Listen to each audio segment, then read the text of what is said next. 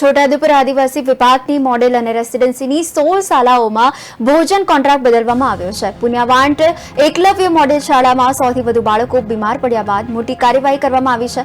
જોકે આદિજાતિ મંત્રી સહિત પ્રશાસન દ્વારા ફૂડ પોઈઝનિંગ નહીં પરંતુ વાયરલ ઇન્ફેક્શનને જવાબદાર ઠેરવ્યો હતો. કોંગ્રેસ નેતાઓ દ્વારા શાળાની મુલાકાત લઈ શાકભાજી અને ખાદ્ય સામગ્રી સામે સવાલ ઉઠ્યા હતા.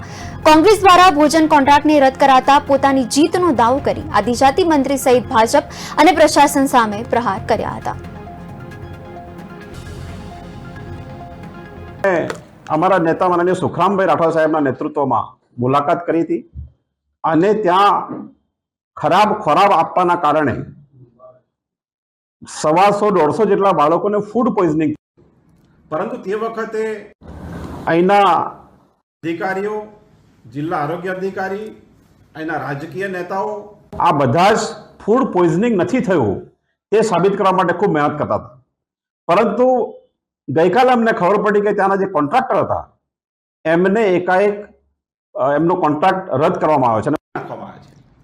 એનો અર્થ એ થાય કે સરકારે, તંત્રએ અને ભાજપ સરકારે સ્વીકાર્યું છે કે પુણ્યવાટમાં આદિવાસી બાળકોને ફૂડ પોઈઝનિંગ એ બહાર આવ્યું છે અને એ અમે બહાર લાવ્યા છે.